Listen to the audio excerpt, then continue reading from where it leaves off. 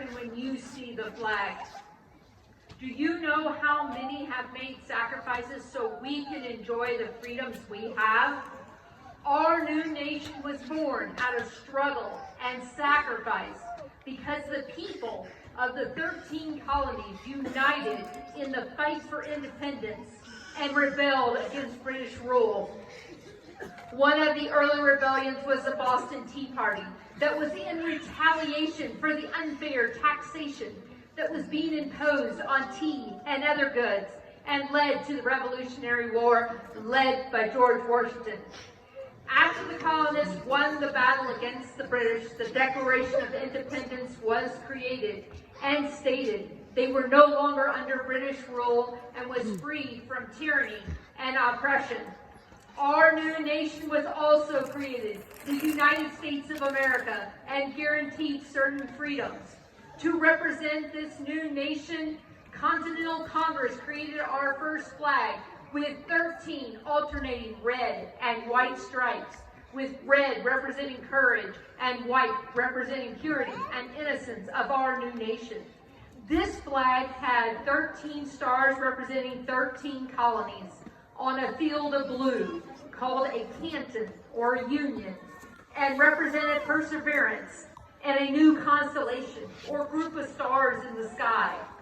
In the early 1800s, it was decided that the number of stripes would remain 13 to represent the original 13 colonies, but a star would be added for each new state joining the Union on July 4th. Struggle and sacrifice continued through our infancy, and by 1812 our nation had grown from 13 colonies to 15 states.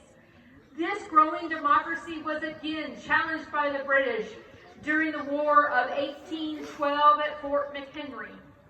We prevailed and our flag flew proudly and inspired Francis Scott Key to write the Star-Spangled Banner that became our national anthem by congressional resolution in 1931. This pride and patriotism has inspired others throughout history to write songs and poems. Lee Greenwood said it best in God Bless the USA with I'm proud to be an American, where at least I know I'm free. And I won't forget the men who died, who gave that right to me. America is home to the free and the brave. Our nation continues to be challenged, and the United States military continually fight and give the ultimate sacrifice with their lives to maintain our freedom and not let this nation fall. And just like at Fort McHenry, our flag is raised after battle not only to celebrate our victory over our enemies, but to represent our strength and tenacity. Some of these were the victories at San Juan Hill by Theodore Roosevelt and the Rough Riders, and again at Iwo Jima by the United States Marines. We as Americans also show our patriotism by flying flags to support our troops and express our feelings about our country. As our nation was growing in the 19th century, flags were hard to come by and quickly changing as new states joined the Union and were not flown often. But in the 20th century, during Operation Desert Storm, people showed a renewed faith in the flag and the ideals it stands for. And flags were flown everywhere. Our American pride is also shown by standing, facing the flag, removing our hats, and putting our hands over our hearts when reciting the Pledge of Allegiance and when the national anthem is played. One nation with liberty and justice for all. Besides flying flags to support our troops during World War II, we were inspired to join the war effort, enlist, or buy war bonds through posters displaying our flag. One poster made sure the lives lost were not forgotten and showed a tattered flag flying at half-mast amid black smoke and fire. Remember December 7th. Another poster of that time illustrated Uncle Sam urging Americans to join the Army and answer the call to duty for home and country. Not only is our flag a symbol of our strength and might as a nation, But these hard-won battles preserve our freedom here in the United States and inspires others in foreign countries to escape the oppression and make the journey to enjoy the same freedoms we have. These immigrants see hope and better opportunities, and when they entered our country in the late 1800s, it was usually by ship that sailed into New York Harbor. And the first thing that gave them hope for a new life was the Statue of Liberty, with her torch held high to lead the way as she steps forward, breaking the bonds of tyranny. And in her other hand is a book with the date of our independence. This courage to face new challenges and overcome obstacles is another way our flag conveys meaning and shows the world that we will not be defeated, not only in battle but in the space race, where we were first on the moon and flew the American flag to show our tenacity and pride in our nation. This American pride is also shown by athletes at Olympic events. Today, in the 21st century, our flag has taken on new meaning and inspires patriotism in the United States. This was not more evident than after 9/11, where our flag was raised, surrounded by ash and rubble, and brought the nation together. No matter where our flag flies, it unifies people in patriotism for the United States across history, from the original 13 colonies to 9/11, and conveys the ideals of the United States of America.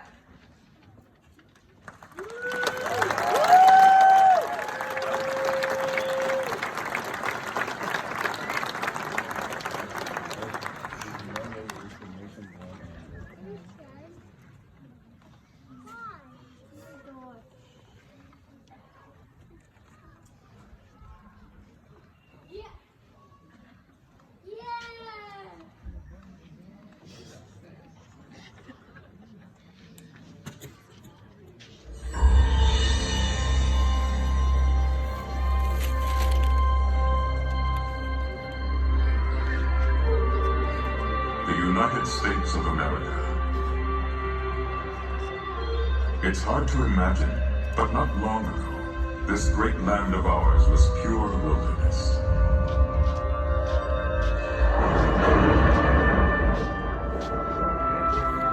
A place where millions of bison roamed freely throughout the plains.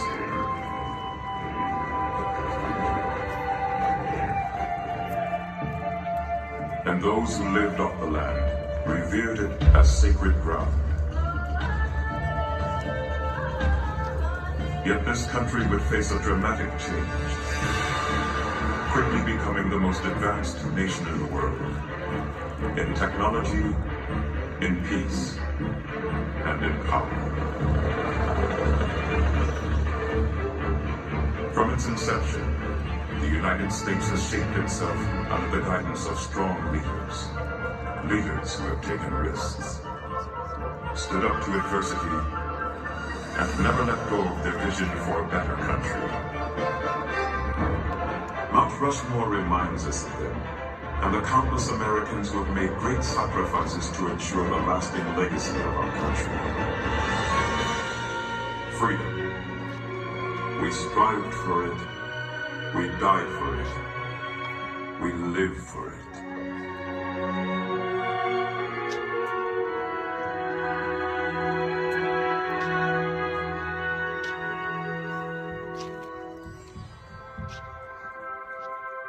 The year was 1923.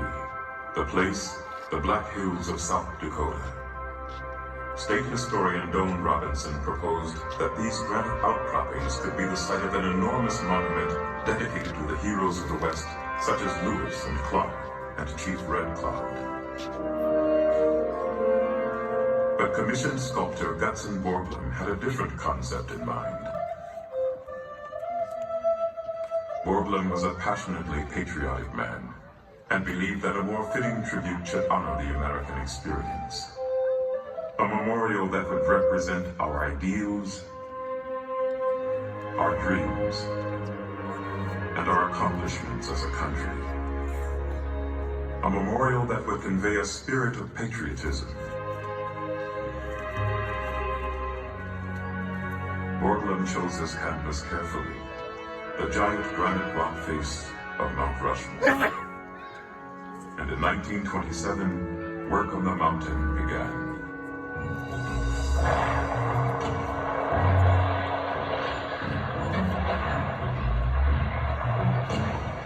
Borglum assembled a team of local miners, ranchers, and lumbermen to help with construction. The sculptor built a model of the presidency to serve as a guide. Every inch on the model represented 1 foot on the mountain. Year after year, Borglum and his crew hung tirelessly on the side of the mountain, drilling and blasting their way to reach granite solid enough for carving.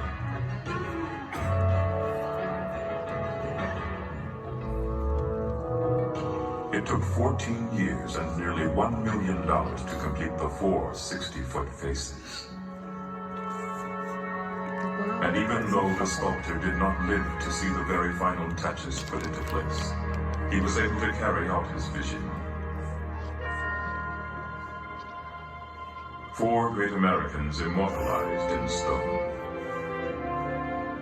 symbolizing the democratic society in which we live, the struggle for our independence, the fight for our freedom, and the sacrifices we have made since our country began more than 200 years ago.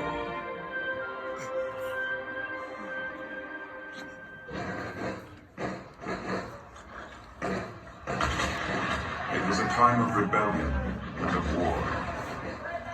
It began as an uprising against British rule and turned into a full-fledged crusade for personal freedom and national independence. The American Revolution. From 1775 to 1783, up to 250,000 patriots engaged in battle. Even during the toughest times, when the Continental Army seemed undisciplined and ill-equipped, one man's courage and determination ultimately led the troops to victory over the British. The future father of our country, George Washington.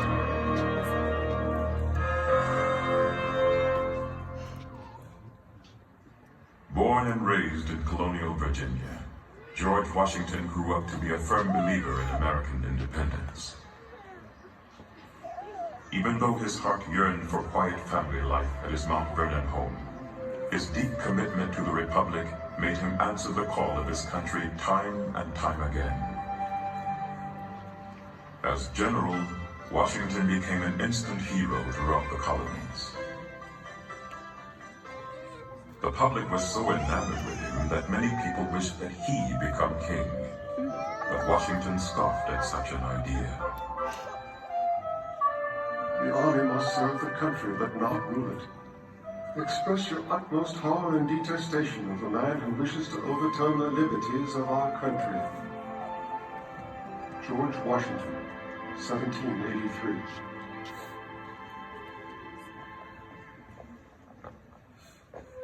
It was this kind of insight and integrity that made him the perfect person to oversee the creation of a new federal government. With no blueprint to follow, Washington kept the colonies united and on course during the infant years of this nation.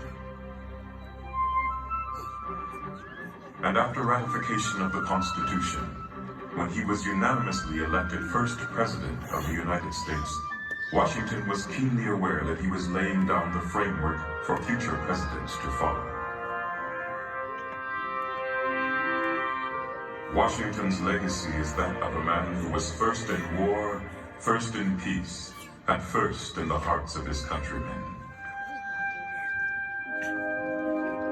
In his inaugural address, he spoke of the task that lay before this new nation. The preservation of the sacred fire of liberty and the destiny of the Republican model of government are justly considered as deeply, perhaps as finally staked, on the experiment entrusted to the hands of the American people. George Washington, 1789. George Washington welded this union, but it would take another great visionary to expand it. Thomas Jefferson, 3rd President of the United States. We hold these truths to be self-evident, that all men are created equal, that they are endowed by their Creator with certain unalienable rights, that among these are life, liberty, and the pursuit of happiness. Thomas Jefferson, 1776. Thomas Jefferson was the voice of the American people, inspiring patriots with his carefully crafted words written in the Declaration of Independence, the document that gave birth to our nation. It was also Jefferson who fought for religious freedom and the democratic notion that people should have a say in government, two very American principles we cherish today. Thomas Jefferson always thought of himself more as a scientist or scholar than as a politician.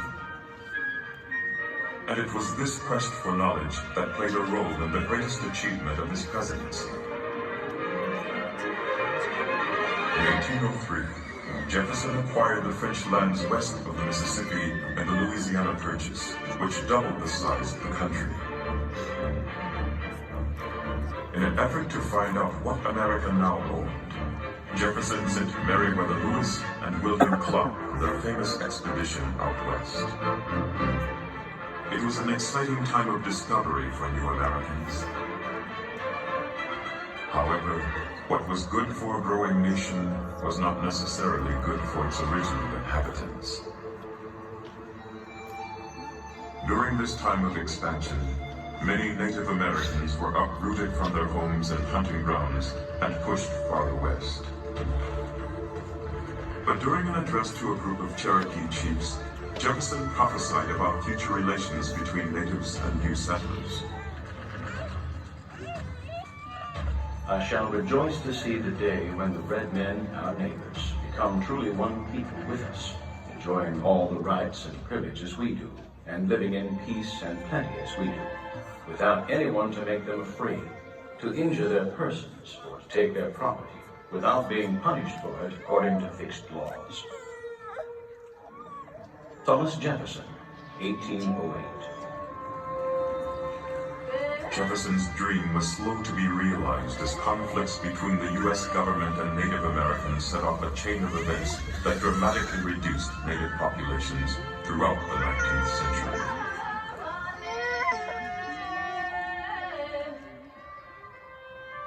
Thomas Jefferson believed in the promise of America and had faith in the American people.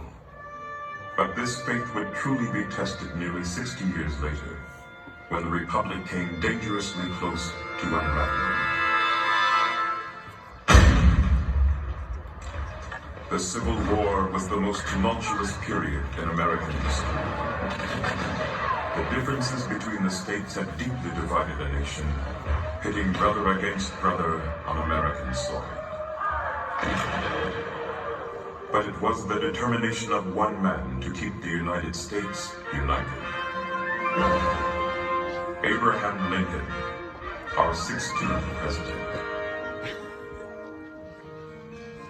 Abraham Lincoln was a self-made man of great character, a frontiersman who came from humble beginnings. When Lincoln was inaugurated in 1861, he faced more adversity than any other president in U.S. history. Many southern states had withdrawn from the Union.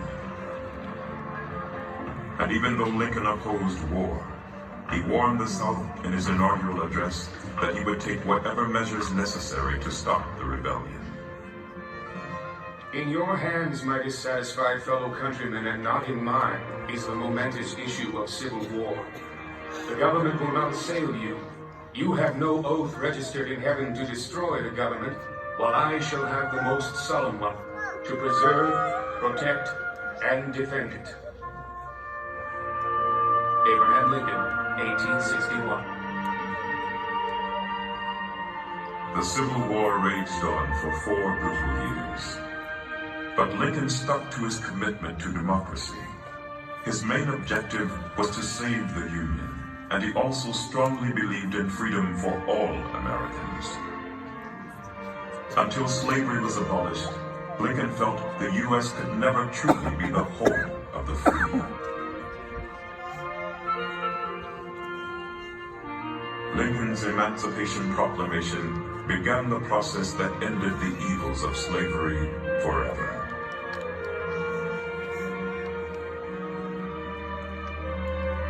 Over 500,000 Union and Confederate soldiers lost their lives in the Civil War.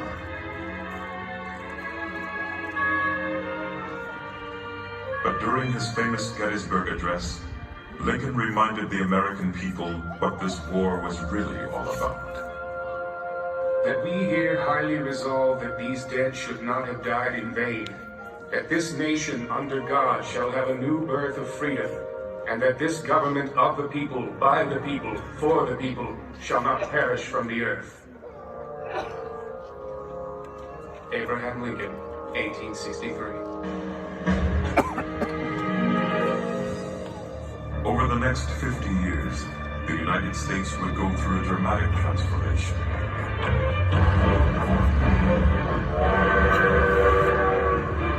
The year 1900 was coming around the bend, and America was turning from a rural republic to a budding industrial power.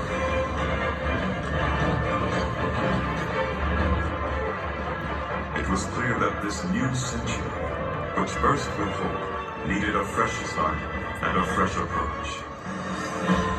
It was Theodore Roosevelt, our 26th president, who led the way. Is America a weakling, to shrink from the work of the great world powers? No! The young giant of the West stands on a continent and clasps the crest of an ocean in either hand.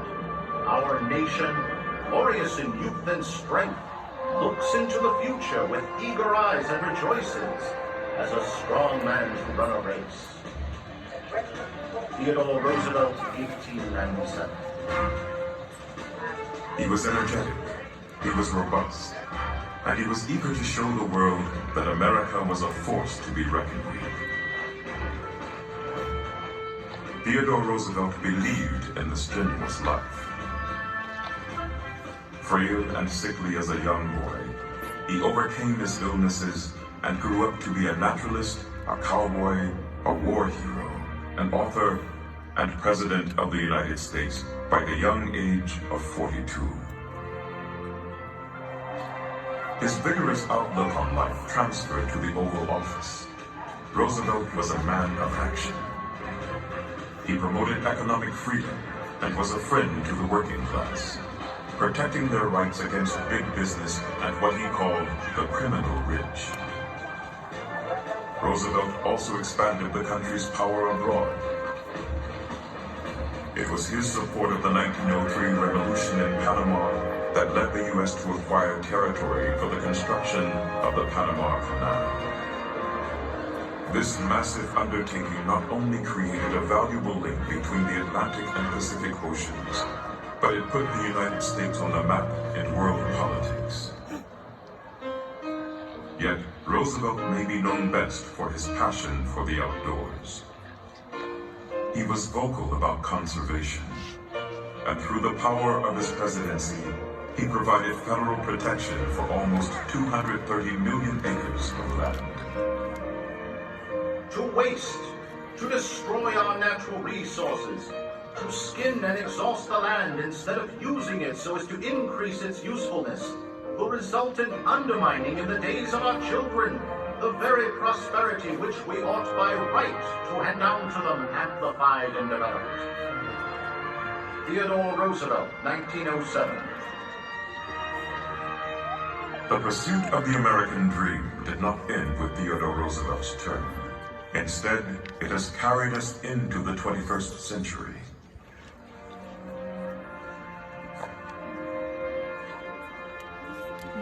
Throughout history, countless Americans have made great sacrifices so that we can enjoy the freedoms of this land.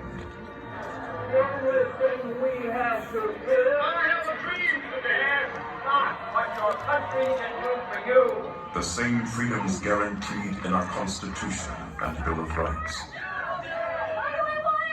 The same freedoms millions of people have sought since the first immigrants arrived over 200 years ago.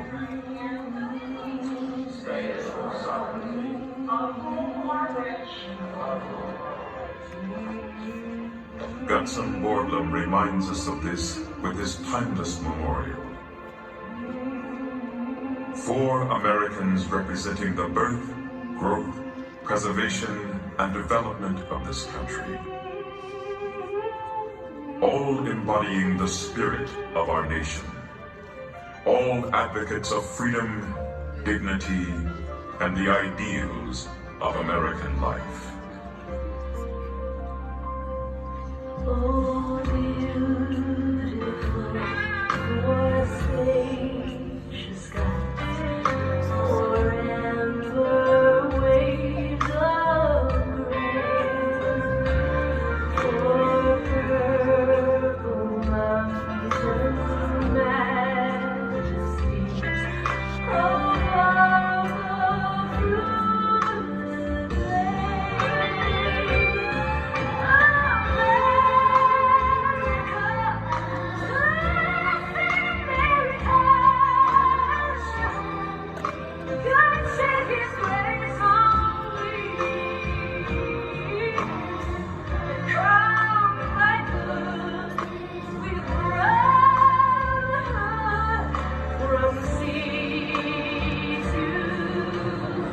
plain.